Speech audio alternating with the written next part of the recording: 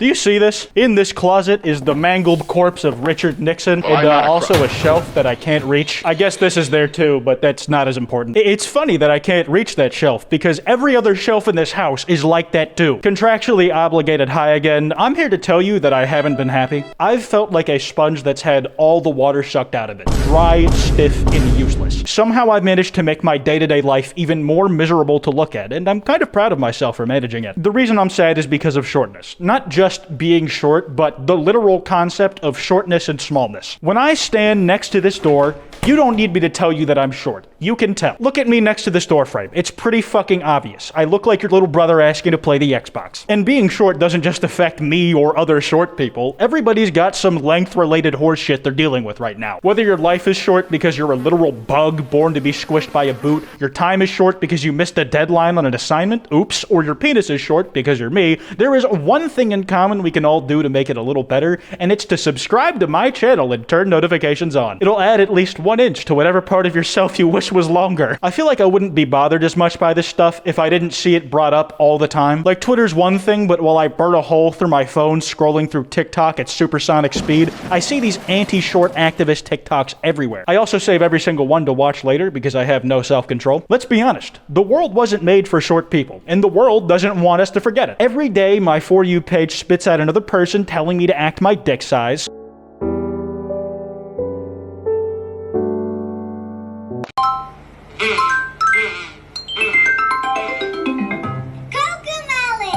In this case, I would need to act like a literal fetus. Or if that you're under 5'7", that you need to shut your godforsaken mouth. The only time I've ever felt validated by a TikTok about short people was this one.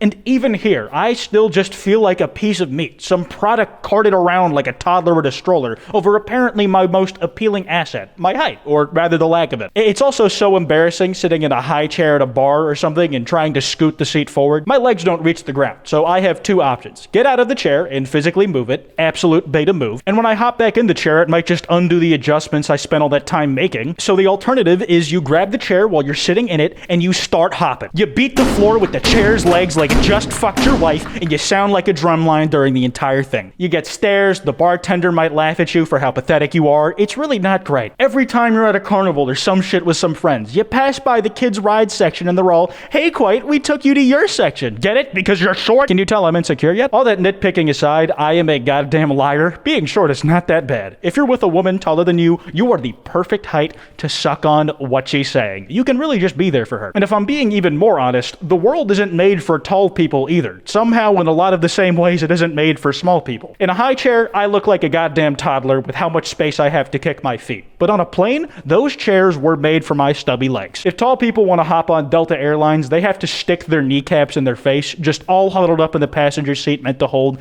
at most, a Sonic the Hedgehog-sized person. By the end of the flight, they'll have a really good idea of what their pants smelled like that day. As a tall person, you can't even live in your own home without it feeling like you're walking around a death trap. You gotta duck under doorways all the damn time, worry about clonking your head on the light fixture over where the dinner table that you can't afford is supposed to go. And you also have that dreaded plane seat problem, except this time on the toilet. How are you supposed to squat on it with legs like a spider? The worst part is that at least short people have developed tools to get around their struggles. If a shelf is too high for me, oh well, I guess I'll stand on this vase holding my grandma's ashes so I can reach it. If I want to go out in public and look a little taller, I can wear some Edward Elric 3-inch platform boots. Or if you're feeling real dubious, fuck it, put on some 7-inch stilettos. That'll get us to 6 foot in no time. And even if you're looking for a more permanent solution, you can do that excruciating leg stretching thing they did in Gattaca. Force your shins to be as long as you want them to be. It's just easier to make something longer after the fact than it is to make it smaller. You might say that we're compensating for what we don't have, but at least we can compensate. If a tall dude wants to be shorter, your options are varying degrees of amputation. So do you want to start at the knees or at the shins? I guess I can't count them out entirely because they do have enhanced roller coaster privileges and the advantage of looking like a walking mountain if they happen to be both tall and wide. But the only thing short kings haven't figured out a permanent solution to yet is penis growth. But we'll get there too. We have some of our best scientific minds working on it, and we're gonna get it done, believe me. I guess the moral of the story is that this world is evil and it's out to get all of us. So the next time you think about how much it sucks to be whatever height you are, remember what I said today. Subscribe with notifications on.